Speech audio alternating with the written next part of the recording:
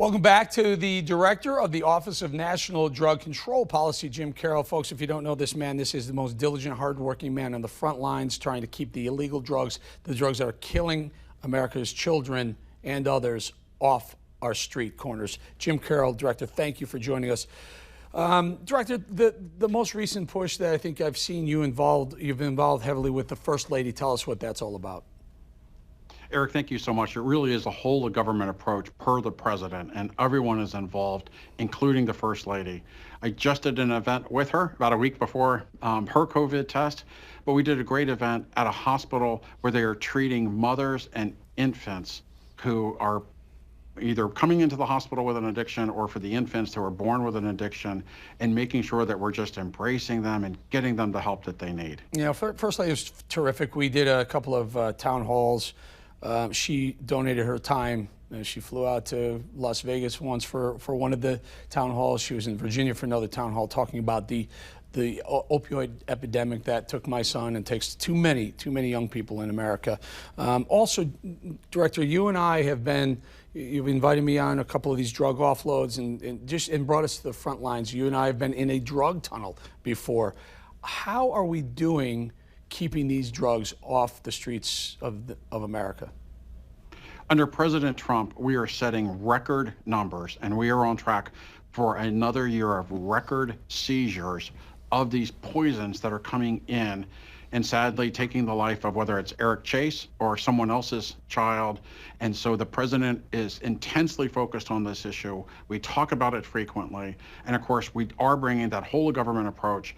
Mark Morgan, our great Commissioner of Customs and Border Protection, announced today some encouraging information about the latest statistics. But sadly, that border still needs to be improved. That's what the president is focused in on, and we're going to continue to strengthen that border so less poison comes in. You know, Jim, fentanyl. Fentanyl has been a big problem, fentanyl from China. You don't hear that name brought up a lot anymore. Is it because it's not coming in, you're able to stop a lot of it, or these dealers have switched to some other drug? Yeah, sadly, the drug is still there, but the president has really taken a tough stance with China. He got a commitment from the president of China to stop the fentanyl from coming in. A year ago, I led a White House delegation to China where we got additional commitments. And since that time, fentanyl directly from China to the US has basically gone to zero. But however, what we do know is that it is still coming from China, other parts of the world, to places outside the US, such as Mexico. We're seeing an increased production of fentanyl in Mexico. That's why it's important we continue to make these record seizures to support the men and women of law enforcement, to bless them for what they are doing on the front lines to keeping it out from our country.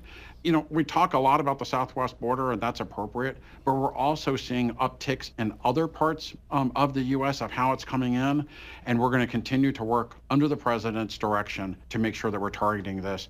We need less fentanyl on these streets so we have the opportunity to save more kids. Director, I got about half a minute or so, and the reason why I'm bringing this up is because it's staggering the amount of drugs. Now, these drugs are killing people, so whatever you get off the street is a grow. We're not getting a big percentage of it, maybe less than 10% you're catching. 90% still makes it through, but whatever you're catching, you're saving lives.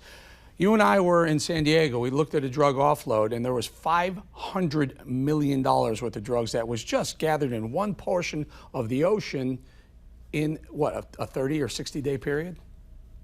Yeah, and that's why it really takes all of the government agencies coming together, whether it's the U.S. Coast Guard, and as in that incident, CBP, as we talked about, both at the border and at the ports of entry, or whether it's the DEA. Also, of course, under this president, we have all of our agencies involved. We have the Department of Ag helping agriculture. We have the Department of Agriculture working on rural issues. Yep.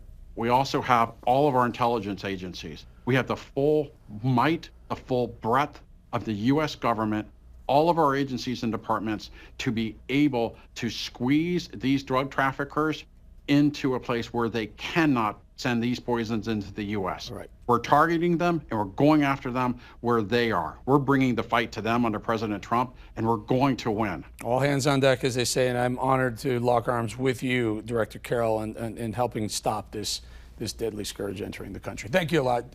Thank you very much, Director Jim Carroll. Thank you.